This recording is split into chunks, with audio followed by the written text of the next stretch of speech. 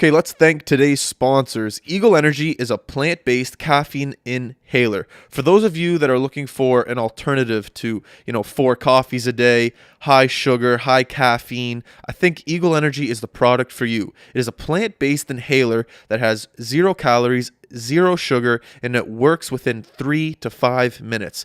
Rather than these high sugary energy drinks that could take up to 30 to 45 minutes to kick in. Remember, Eagle Energy, no calories, no sugar. It is a plant-based product. So when you're talking to your friends at the dinner table, you can say that it's plant-based so you can sound good about yourself or feel good about yourself.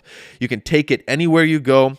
Classroom, to work, maybe to hockey, to any sporting event that you go to. It just gives you that little pickup. It gives you that little boost that you need throughout the day to make sure that you stay focused on your tasks at hand. And let's be honest, people, everyone needs a little bit of energy in today's world. Everyone's running around left, right, and center trying to get everything done. Eagle Energy is what allows me to stay focused, and it makes sure that I finish all my tasks at hand. I want this product to be in your hand. Make sure to head over to eagle.energy and pick up your Eagle Energy today. All right, Andy, we're going, man. Welcome. Thank you for having me. Life must be busy for you right now. It's crazy. It must be. It's crazy. Is it? Yep. It's been busy. We've been launching this business, been trying to learn how to cook professionally, trying to launch a YouTube studio. We just moved houses. My wife is pregnant. No, congratulations. Thank you. That's awesome. Yeah, so life is busy, to say the least. That's unreal, man. Yeah. When did all this, because I was talking to Jasper yesterday, and he said you're a self-taught cook. Yes. And I think that's cool, because I look at myself, I didn't go to broadcasting school, but I just started something. So when I heard that about you, I want to know that journey. So before we start, I guess, where did you grow up? So I grew up in Brookside, super close to Peggy's Cove. Yeah. So lived out there my whole life, and then went to high school at John A for a couple of years. They switched up the boundaries, and then I finished at the West. Yeah. And then went to Mount A. What was it like growing up in Brookside? I loved it. Yeah. I loved it. So you're far enough outside the city that you could have like a country style life a little bit. Pull the mic up just a little bit. Sorry. There you go. It's only turn up my phone here so it doesn't buzz off. But so you get that like country lifestyle, but you're also not that far from the city. Yeah. So you'd be able to go like swimming, golfing, in the woods, whatever. So we had like a really free childhood. So it was awesome. Loved it out there. Did you love cooking at an early age? I was the fat kid, so I loved eating more than I liked cooking. But my mom is a great cook. She, like, all my mom's side is all Newfie, and they love to eat. And I never went hungry, that's for sure. I've never been to Newfoundland. What's it like there? It's amazing. It's a whole different country. Like when you go there, you land and you're like this. You can tell that Newfoundland joined Canada like in the 1947, I think it was. I could be wrong. We'll have to fact we'll look check it up that later. But it wasn't that long ago. You go there and it's just they have a really distinct culture, and like the people are incredible. The type of food that they eat is very different than the rest of Canada. Yeah. It's very like hunted, foraged. It's really fresh, and it's really like time and place. So I think that like in Canada, they've got probably the coolest food scene going on right now. Yeah. They've got like probably arguably the top chef in Canada, and Jeremy Charles, that are just doing some really interesting things. So besides the food, the people are wonderful. It's just so vast. It's a really wild place. It's worth a visit. So when you first started out doing this, like it sounds like you're talking very passionately about Newfoundland food. Yeah. Do you try to implement that into your own food, or do you have maybe some other inspirations that you put into your own food, or do you have no inspiration and just go, I need to do what I'm doing in order to be different? I think for us, my wife and I, when she was finishing up law school, we ended up going to Southeast Asia. So we went to Cambodia, Thailand, Laos, Vietnam, Singapore, and we were there for 6 months, traveling around, backpacking, eating a ton of street food. And then we came home and I was like, fuck, like I really am craving that food that we were having over there. So that was really the moment where I was like, okay, I need to like start making this at home. And then we would have dinner parties or just friends over on the weekend. I'd be slinging like bowls of pho or noodle dishes or whatever. And people were like, this is really good. How many years ago, by the way, did you go there? This was 7 years ago. Okay. Yeah. So 7 years ago. And then when I came home, I was just like, okay, I really enjoy this, and started reading more cookbooks, watching more YouTube on like cooking specific dishes. And then I realized like I've got a bit of a knack for this, and just like kept on exploring it further and further. So when I think about cooking, I think of multiple things. I think of the process of cooking, drinking wine, listening to music. I think of actually grilling a steak. I think of so many different loves that can go into actually cooking a meal for someone. It can be the planning of a dinner party, hosting a dinner party. What do you think like the one thing about cooking a meal for someone that you love? Is it the grocery shopping? There's so many things. Yeah, there's so much to it. That's the thing. I love the whole process. Like, everything. It's everything from like when you start cooking professionally, the amount of time that you spend finding the right produce, finding the right ingredients, and sourcing them locally is a full-time job in itself. So I love that process of like finding the perfect ingredient. Like I spent a lot of time in Asian grocery stores finding those like little hidden treasures that I never knew anything about before. So you must be building such good relationships. Yeah, big time. That. Like it's fun. It's like it is like you get to meet all of these different families that run these little shops, and having them like take you through the maze of their stores and like introduce you to new ingredients that I've never heard of before. Yeah. Like that's really cool. So I really love that. But I think it's meditative to me. Like the process of cooking, it's the one thing that I can really get super focused on. I find like in my old world, I used to do tech sales. I'd be very distracted, that it's very easy to go off on a tangent. But I find with food, I can really zero in on it. And even now where I'm doing it in front of like, whether it's cooking for events or doing like even with Master Chef, or I was on a culinary competition last weekend, I can like zero out everything else except for what I'm doing. And it's the one thing I feel like in my life that I can do that with. So I take great satisfaction in that, but it all comes back to, I love making people happy. Like I love cooking something delicious. And then I love those moments where you put something down on the table, they take that first bite and the whole table goes silent. And then you're just like waiting anticipation. And then you just hear people like start enjoying it and start talking about how amazing it is. Yeah. And like that, I take great satisfaction is like making people happy, delivering that experience, making them taste something that they otherwise may have never tasted before. Yeah. Like I love that so much. So the other side of cooking, it sounds like the display and giving food, like you just said. Do you love that part equally as cooking the food? Like, do you like the presentation? I don't know if you've ever seen the movie, what's it called? Not Chef. It's a documentary.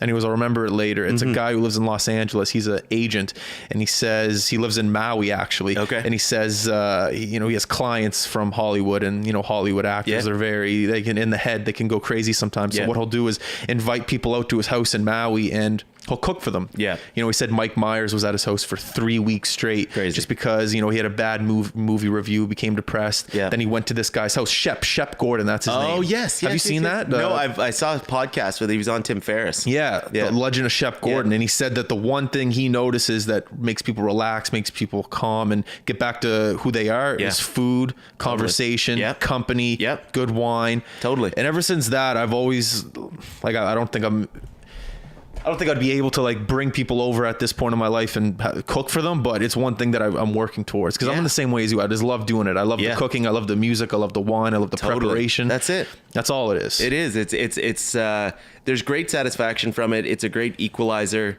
Everyone needs to eat. Yeah. And everyone likes good food. Yeah. So I find it something that is like, again, just the conversation that people can have around food it's just like a warm hug. Like that's what I love about it too, is now in society, people are much more adventurous with what they eat. They're more into food, that it's just been like this amazing conversation piece that everyone just has a story about food or is interested about ingredients or cooking, because it's something that everyone has to do every single day. Yeah. So it's an amazing equalizer, and people just relax. It's part of living a good life, is eating well. Were your parents into cooking? My mom is a great cook.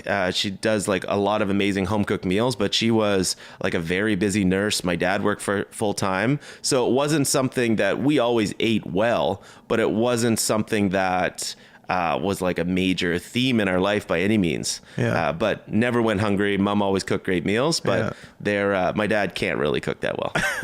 He's going to listen to that. He's going to be pissed. Cool. Yeah, he would agree with that.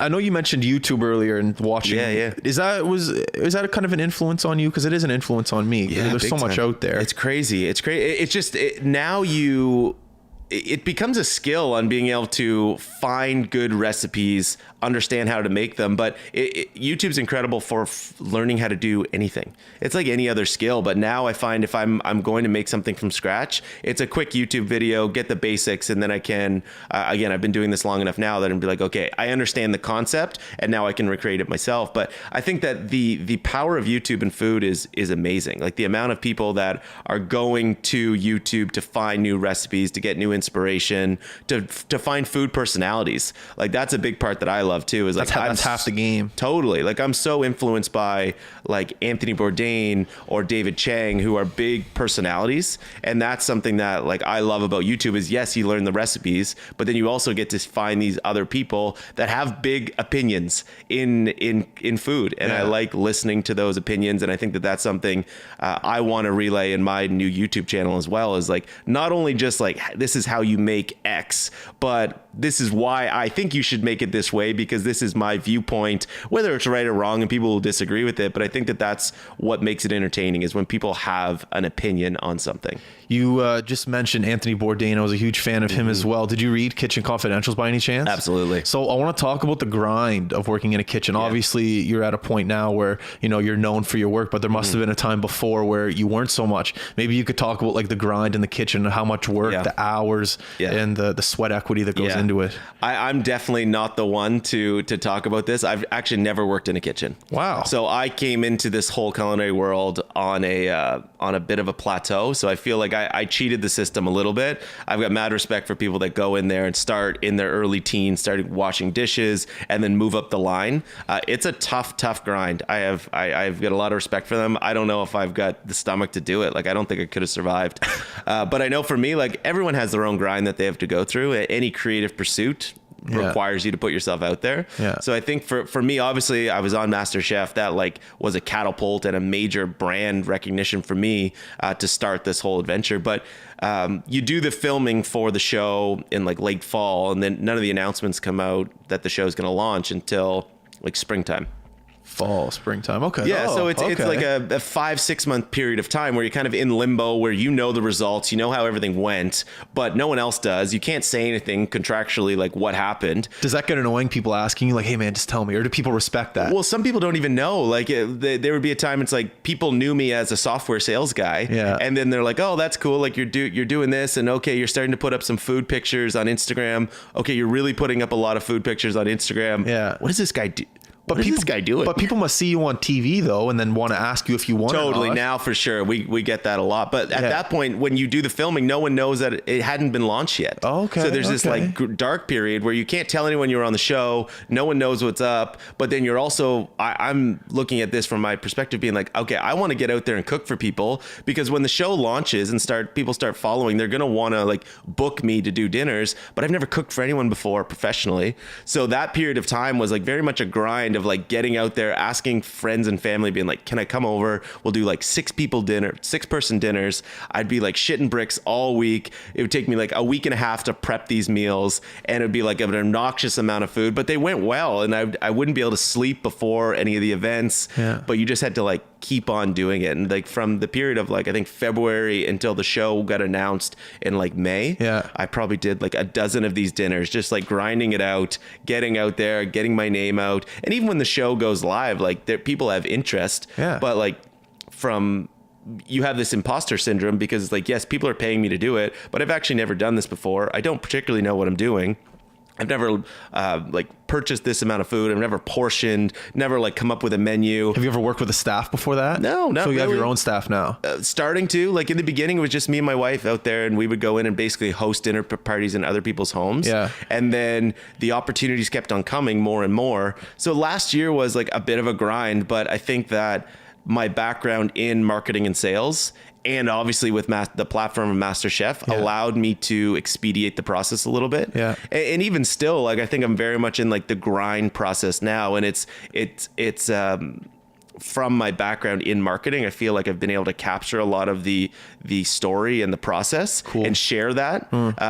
So I've been lucky to be able to have like a fairly quick ascent, but I still feel like I am just in the beginning grinds. Like there's a lot of work to be done, but it's been fun, and I've been really just enjoying the grind. I think that's been a big piece for me to recognize, is like I've tried to start so many businesses in the past, and I wasn't ready to grind it out. And I think with cooking, I finally found a thing being like, oh yeah, like I'm loving the grind because I love what I'm doing. And it's not glamorous. Like you're down there prepping vegetables, you're working late at night, you're hauling like dirty dishes back and forth from events, but it's something that I'm just like, I love this. Like I don't want to be doing anything else. There's still a lot of work to be done, and I have like big ambitions of what I want this to turn into. But it's early days, and the grind is all part of it. I'm sure you're the same thing. It's just like putting yourself out there and like setting yourself up for the possibility you might fail.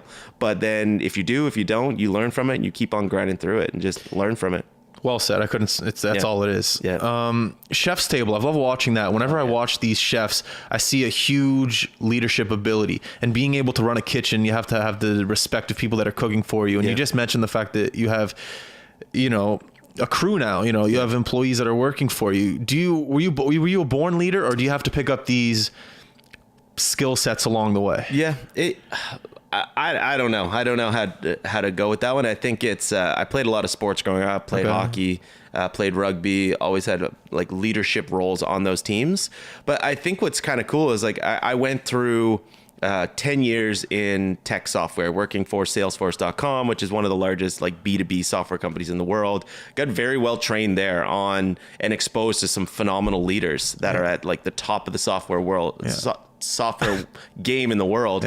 So I think I learned a lot from them on like how to run good teams. And then now that I'm in the kitchen, it's interesting working with cooks because they've been exposed to kitchen life and I never have been.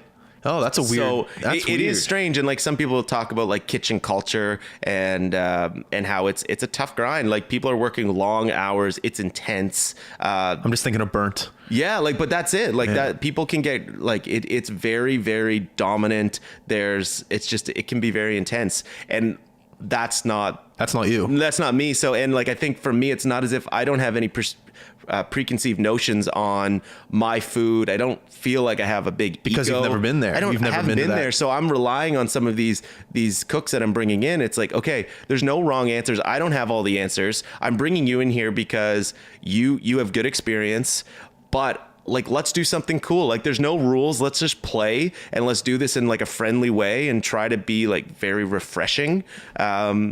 So I think it's going well, and I think that the people that I've brought in have been have responded really well to this new culture that I'm trying to bring to my kitchen. Where it's like, I don't want it to be dominant. I don't want people to be scared to come in here. I don't want people to feel like abused in any way. Like I want it to be like a very creative space. We're gonna have to work hard, and there's gonna be moments of stress, but that doesn't mean like at the end of the day we're cooking food.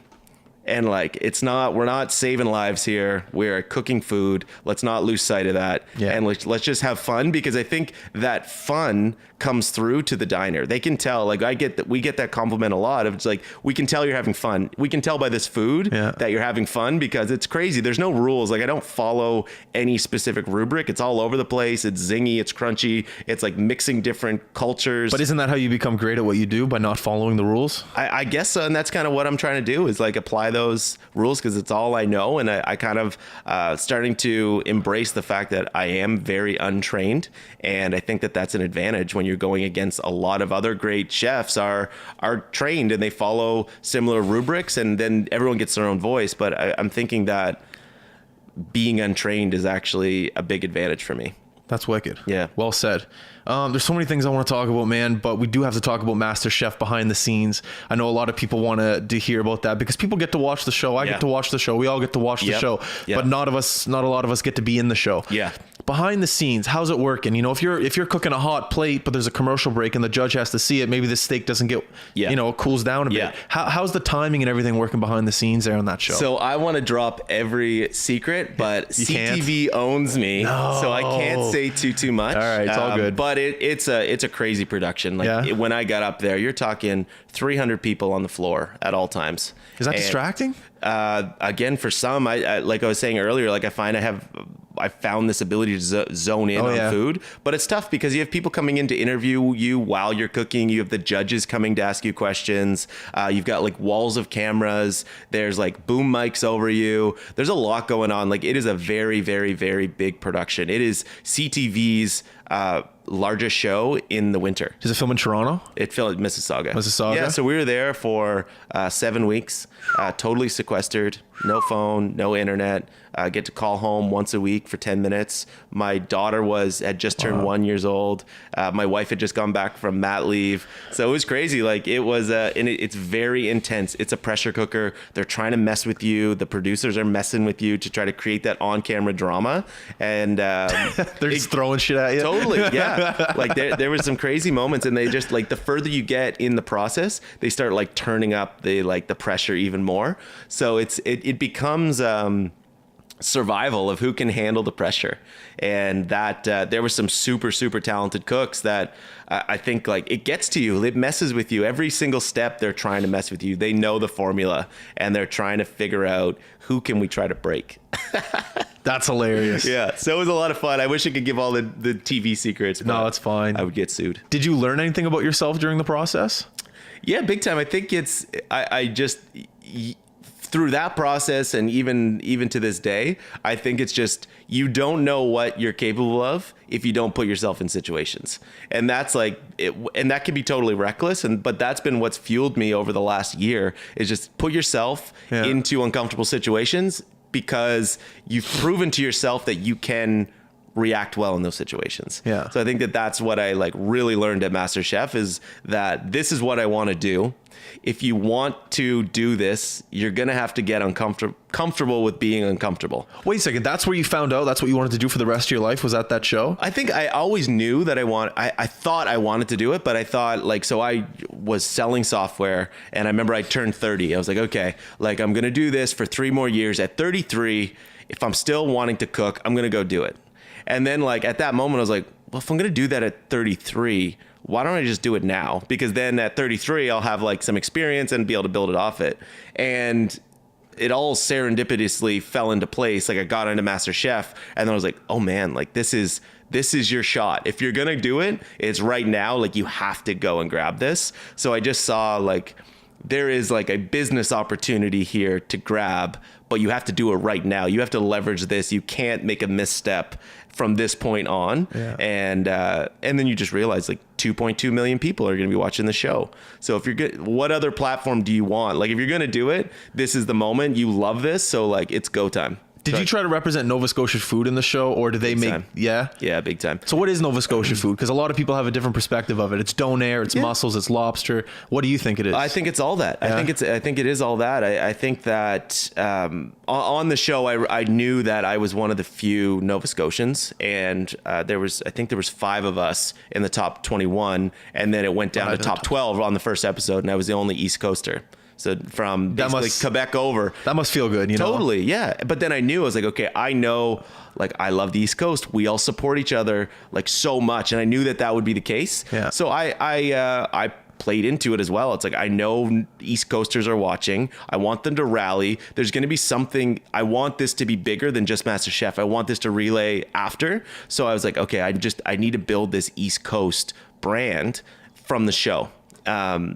And I started trying to do that with the food as well. Like in the finale, my dishes were, I did a donair in the finale, I did a Nova Scotia hodgepodge, and I did a Newfoundland Towton, which is like a donut in the finale. Yeah. So I wanted to leverage those foods. And I think that like, what is Nova Scotia food? I think it's a lot of things that are based in humble beginnings. I think you look at the chowder. I think you look at like lobster rolls. You look at like blueberry grunt. I think that there's like Nova Scotia food is a lot more than that too. Like I think one big story that I think that doesn't get talked enough about like what is even Halifax food or Nova Scotia food is the influence of the Lebanese culture. Like if you think of how much of our like the number one food of Halifax is the doner. It's like, where did that come from? That was like introduced by the Lebanese community when they moved here. And I think that food culture influences like what is Halifax food, what is Nova Scotian food. So that's like a big part of when I think of it is kind of like trying to figure out where are those dishes that are from here and not necessarily haven't been here for maybe 200 years, but like what means Nova Scotian now. Yeah. And the way that I'm trying to do my own spin on Nova Scotian food is like take some of those classics or frameworks of those classics. So like a chowder, for example, it's like, I look at that and I'm like, okay, how can I want to have my own personal chowder. I don't want to just take someone else's recipe and do that same thing. Like, how can I bring my own spin on this? So I always try to incorporate a lot of Asian flavors into Nova Scotia cuisine. So I've launched this or started thinking of like, okay, a chowder course, like a Nova Scotian menu should have a chowder course, but like, what is a chowder that I could do that no one else is doing? So I've started doing like a green curry chowder. So it's the same framework of the chowder. So it's like all sorts of like scallops and lobster and haddock and potatoes. But instead of like the cream broth, I've started using like my own green curry.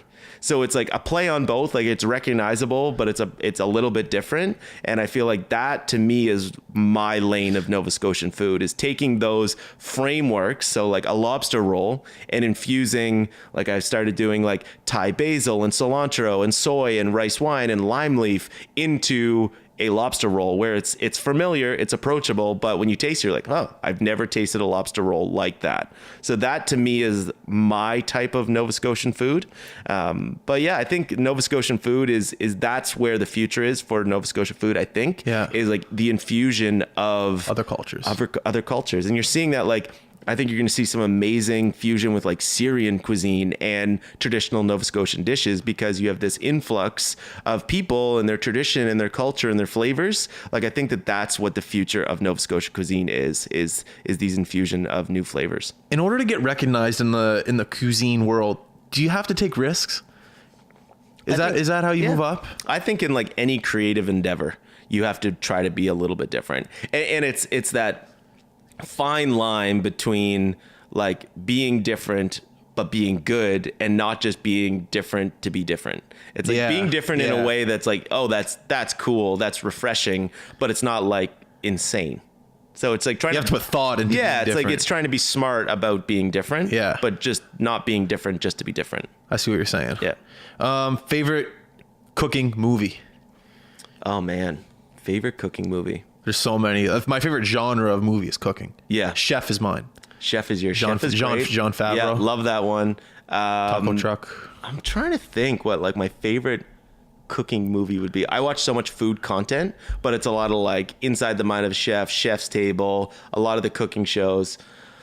I'm drawing a total blank. I can't even think of anything right now. There's like Ratatouille. You got Ratatouille's dope.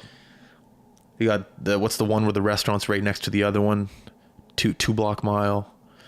If you can't think of one, we'll come back to it. I think like there's a lot of great food movies that are coming to me. Like I even think a great food movie is Charlie and the Chocolate Factory. The amount of like wonder that can bring into like desserts and stuff like that. I guess that's kind of inspiring. I don't know. I'm drawing a complete blank. We'll come back to it. Yeah, we'll come back. Cooking on the beach. What's the key to it? Keys is making sure you choose the right location. How do you do that? So you need to make sure that there's not too much wind. And that's a big one. Never thought of that. Yeah, it's super tough to try to make it so it's not too windy. You want to make sure that you're far enough away from the tides. Know where the tides are at. I've done a few cooks where I'd set up a fire or our whole site, and then the tide switches, and then you're screwed. You have to like pack that up. So I think that's a big one. Another one, keeping it simple. Don't make it too complicated. Like make something that's easy to execute because you're battling with the elements, the wind, the water, like if it starts to rain, and then you're trying to figure out the fire because you want the fire to be hot but not too hot, not too smoky. So it's just keep it simple, and just try to keep it. If I'm cooking on the beach, I try to make it seafood just so it's like time and place as well. Yeah. I want to talk about Andy's East Coast Kitchen. Yeah. Talk about it a bit. Yeah. You know, that's your baby. Yeah, it's crazy. It's my wife and I just kind of like, I look to my wife sometimes and just shake my head. I can't believe like how it's all come together so far.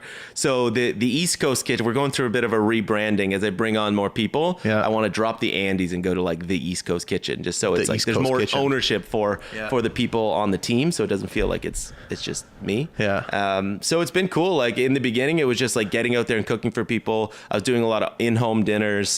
But even from day one thing that I'm really focusing on is basically trying to build two businesses at once. What's the other one? So it's all the East Coast Kitchen, but it's basically two different arms. You have the food arm, which will always be there. That's like the engine. So we're doing corporate catering, we're doing in-home events, we're doing like crazy Weddings. pop-ups, some weddings if they're like unique style stuff, but it's boutique high-end catering is kind of what we're trying to do, is like how can we come in and deliver something that's different? Yeah.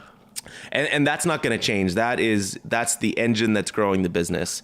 But my background from marketing, and I was doing a lot of sales in the media world, is I recognize early on that every company, this was one of my sales pitches before, was like every company is a media company. From social media has changed the game. You have to create content in order to be relevant. And I think in food, that's like exponentially more true.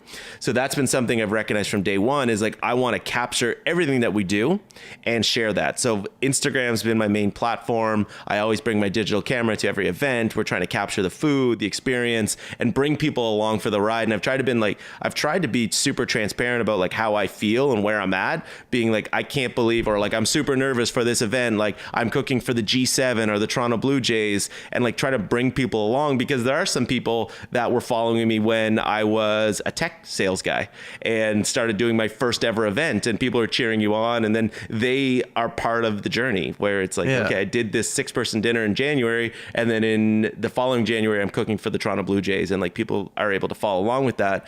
But because of being able to capture that content, I'm trying to build a media company as well. So that's part of the transition. I'm moving away from Andy's East Coast Kitchen to the East Coast Kitchen in order to create like an online platform, so that we're going to be launching a YouTube channel where I'm going to be doing like cooking lessons. We're going to do some travel segments, but then I also want to find like other interesting cooks that have cool voices and something cool to say. So one of my kitchen manager right now is Brad George. Shout out to Brad. What up, Brad?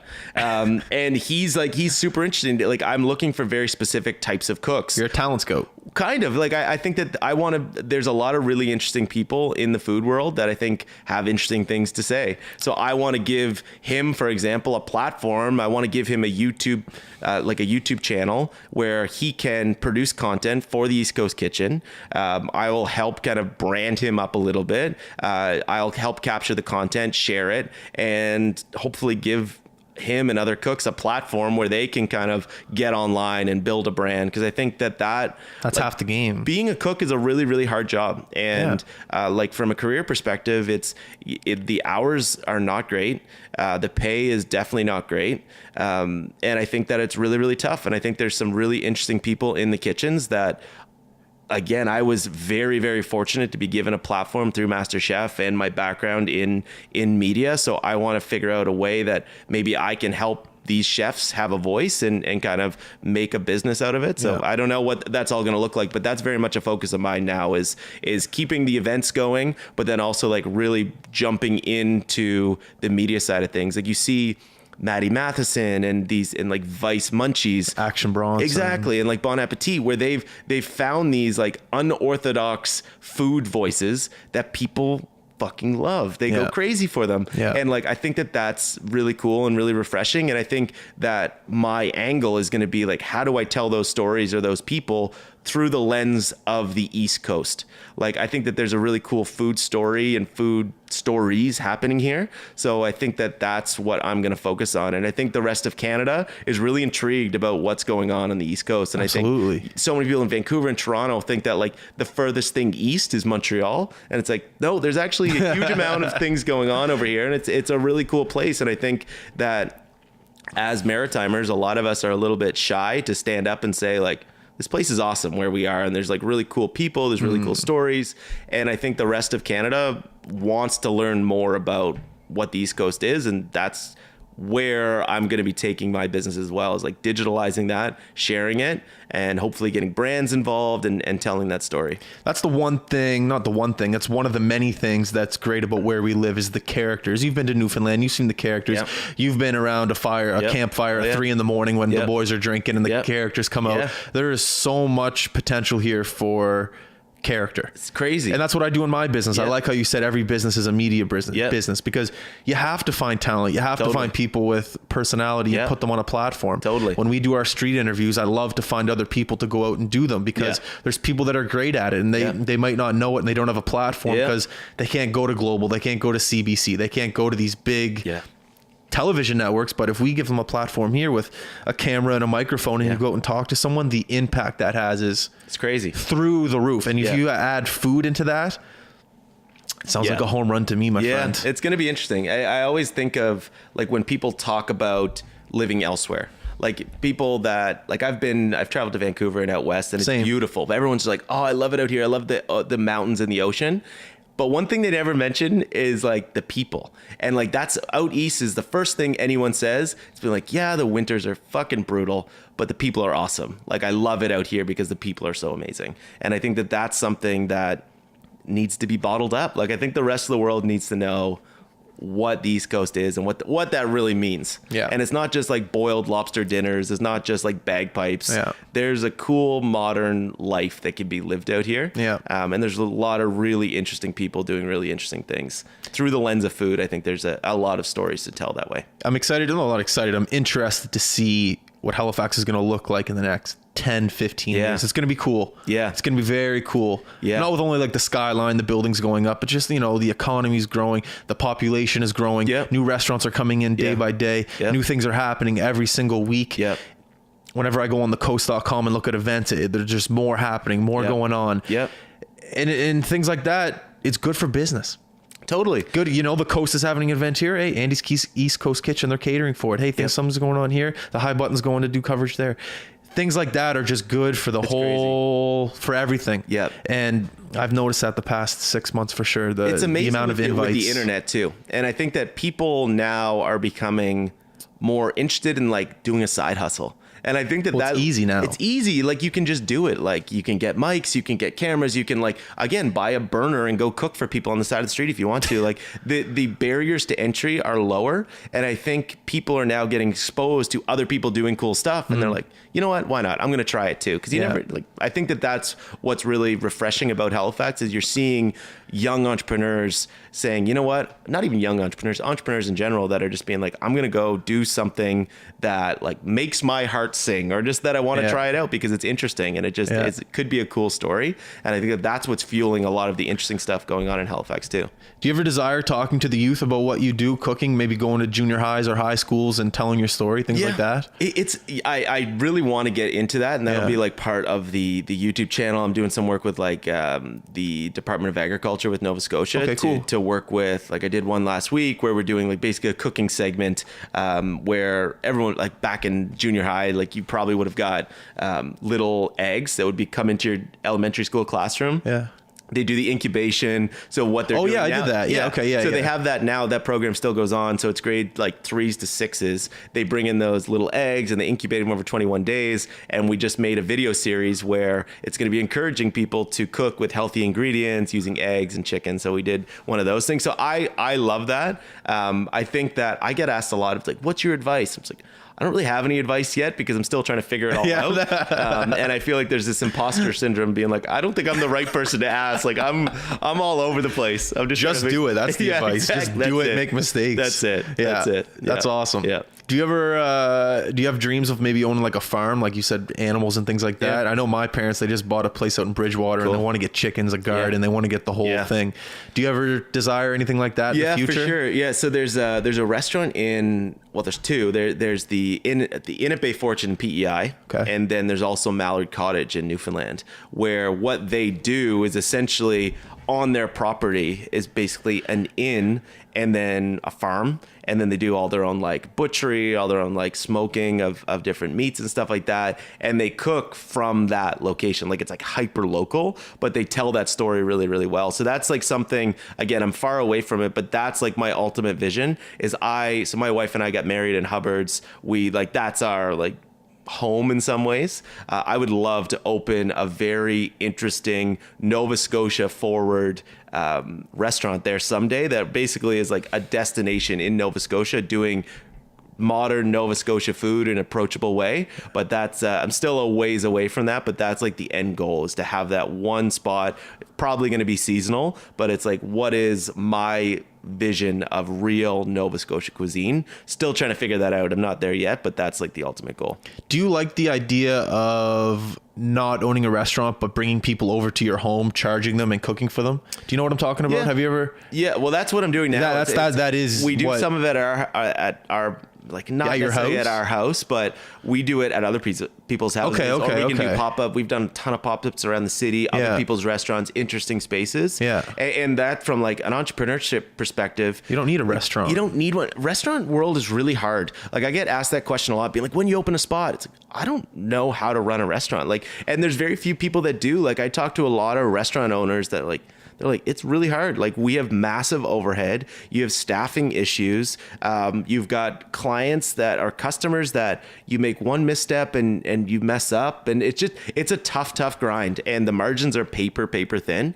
And I've been really enjoying, I think that when people think of catering, they think that it's second tier food. And I'm trying to change that and bring in like, this is restaurant quality food, or that's what we're trying to do, is we're really trying to push it on the food side of things, but keep the margins good.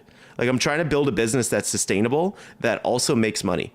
And that's because I've tried to run businesses in the past. I went to business school. Like that's probably where I feel way more comfortable calling myself a marketer than I do calling myself a chef. Really? So that's where I'm like, cool. I'm wanting to focus on building a business that works. And God love my wife for giving me a very long leash to do so. Like I've turned down a lot of things that maybe would have made money in the short term, but it's like, I want to figure out how this is sustainable for the long term, because it is my passion. I don't want to get into a business that I start hating. Like I don't want to open a restaurant and then be like, I fucking hate this. So I'm like very cognizant of not ruining a passion and doing it in really interesting, well thought out ways. And not by no means have I have that answer totally thought out, but that's the process that I'm going through, is like, how do I build a business that makes money, that works for my life, that is unique, is what I'm trying to figure out. Well, I think that the unique side of it comes naturally to you. The fact that you didn't go to culinary school and you're doing this just on a whim. Yeah. You're trying to figure everything out by yourself. You might not know it, but to me, that just sounds like uniqueness in itself. Yeah. It comes to you. Yeah. It's been definitely like a very good, I hate even saying this, but like a storyline or a branding line. Why do you hate to say it? Who cares? Well, it is what it is. Like it's a unique story. Like not many people story. Don't hate to say that. I know I always, like when I was working in sales, you would look to these people that were just like those people that just say fuck it and chase a dream. It's very romantic. And I think that everyone has that.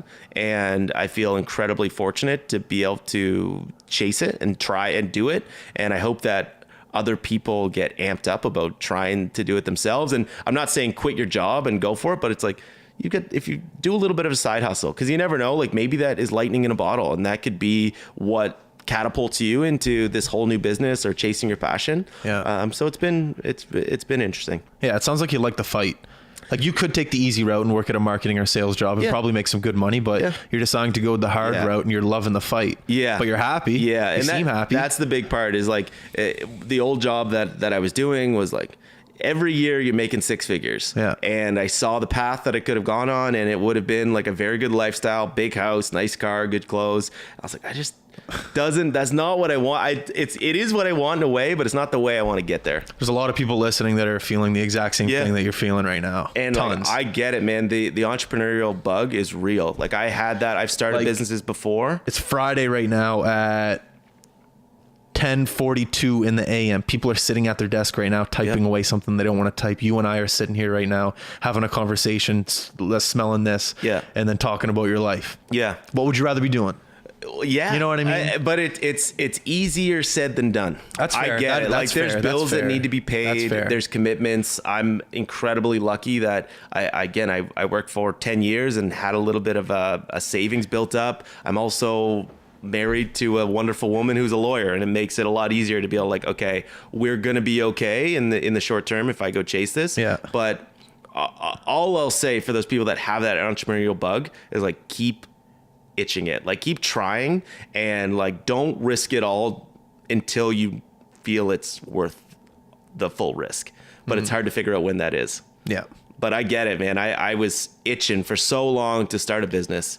So long, and you just have to keep on exploring, and you're gonna fail. Like I've had two businesses that one still operates. Like myself and Will Nelson started Sauté, which is a local healthy meal delivery company. Okay. And we started off with 4 people, and it's down to Will. And I think that a big thing with entrepreneurship that he has is guts. Like it's almost like it's not even who has the best idea, it's who can hold on the longest.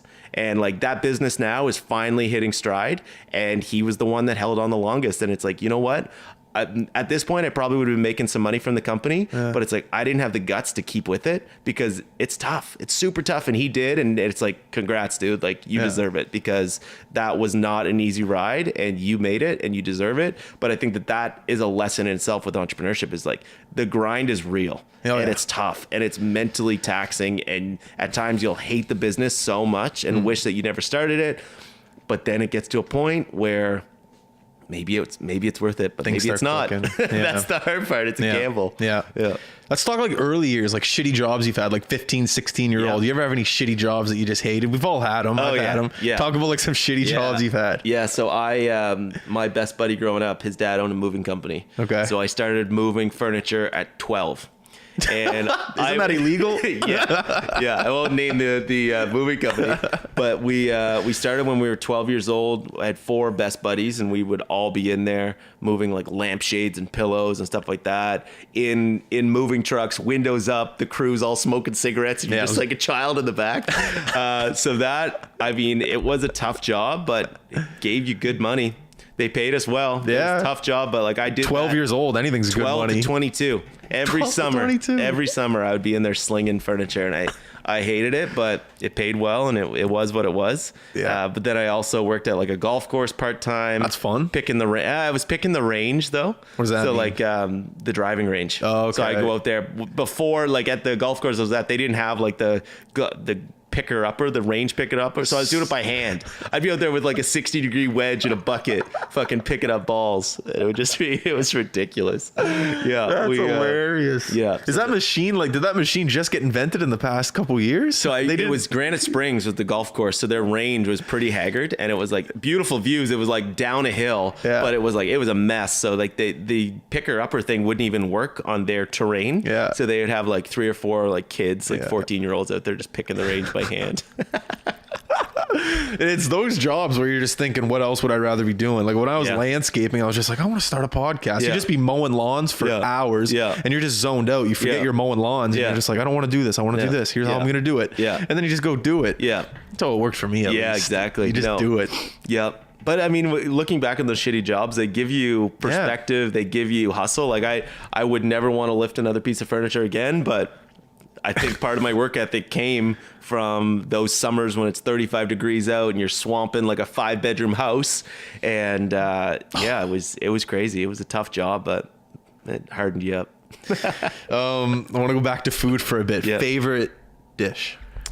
Favorite dish? I know that's a tough question. It changes so much. Okay, so right now I'm on like a big Vietnamese kick. Okay. I love Vietnamese food. So we spent about a month in Vietnam. Yeah. And Vietnam food is super interesting, very a lot of like Southeast Asian food, from my experience, was they play on a number of senses. So it's like the food is crunchy, it's spicy, it's sweet, it's sour, it's bitter, it's chewy, it's like soft, it's hot, it's all over the place, and they put all of that in one dish. I'm thinking of a banh mi right now. Yeah, exactly. Well, banh mi is like a great example. Like they have the pickles on there. You've got the crunch of the baguette. You've got like the almost like brininess of the pate and the chewiness of the meat. Like it's all over the place. But if you get like, I've been doing a lot of these like cold Vietnamese bowls lately. Cold? Well, it's like cold noodles. Okay. So you've got like rice noodles with different pickles in there and a ton of herbs and soy sauce and fish sauce and cilantro and like rice wine vinegar. So it's like crunchy, zingy, cold, spicy, like bitter, funky. It's all over the place. And I find like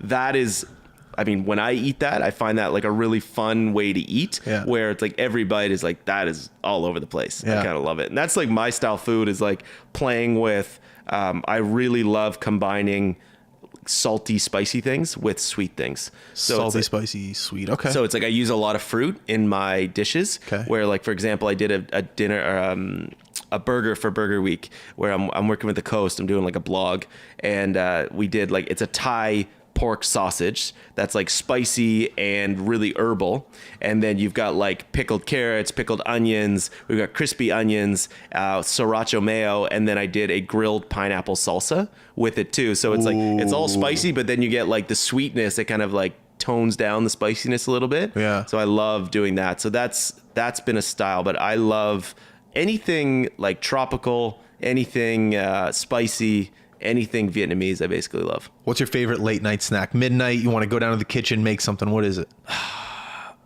I've been big into popcorn lately. Popcorn. I wasn't expecting that. I love popcorn. I feel like people often, when they ask like different cooks or chefs, they're like, what's your favorite meal? And they're expecting like big answers. Half the time it's like, I'm cooking all day long. Yeah. When it comes to like feeding myself, I will eat anything. I'll Just eat popcorn. like a spoon of peanut butter and like popcorn is like what gets me going. But this burgers are so good. Like I love So making burgers. good. They're so good. I love the smash burger. Yes. Yeah. There's so many burger channels on YouTube. Yes. So Yeah, there many. really is. I'll be on YouTube for 2 hours watching food videos, man. Food porn is a real thing. Oh, yeah. Like people love the idea of just like seeing that. And that's kind of what I did when I was launching my Instagram page, is I recognized like what gets more likes, what gets more follows. Smart. And it's not like shit. I mean, there is a way to get like very chefy style plates, like plated beautifully, and you'll get likes from like chefs and stuff like that. But like for the common person, or the person, for me, when I was thinking of like the person that's watching Master Chef, why are they watching that? They're watching it for like the story, obviously, but like the food, it's like the yolk that's bursting. It's like the burger. It's the fried chicken. It's like the big cake. Like that's what people are like. They're scrolling. They're like, oh, Food I porn. want that. Yeah. And like they like it. So that's how I built a lot of it. But like people do get lost in YouTube like crazy. Like it's a wormhole. It's just like following all these different burgers or fried chicken. I was watching some guy in Texas make scrambled eggs yesterday for 10 minutes. Yeah. He bought a flat top. By the way, I love flat tops. Yes. And he just put a bunch of eggs on the flat top, put some salt, pepper, and just started chopping That's it. away. Yeah. I was watching the thing for 10 minutes. Another thing I like watching is how buffets are made. I know buffets might be your thing, but Yeah. Vegas buffets, buffet. and how they fill those things up and how they keep the portions like It's crazy.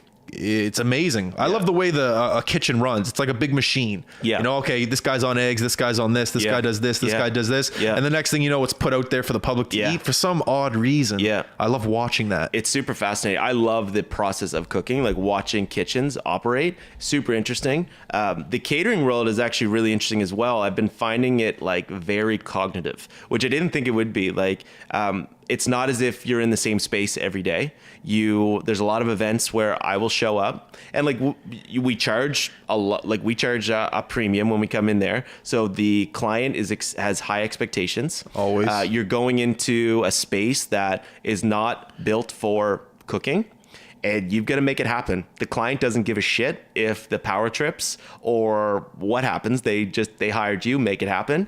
But that's been super interesting to be able to go in and execute these events on the spot. So you're going into a location that you've never seen before, and you've got your gear, and you've got to set it up, and you've got to get the food ready to serve, and then you have to plate 60 plates, and you got to do that for 3 courses. And like, so myself and my kitchen manager Brad will show up, and it's like, you've got 2 hours to pull this off, and you've never seen the space before. before, you're making like split decisions on what will work. And then even before that, when you're planning at the menu, you have to think of things like, okay, what if like the power doesn't work?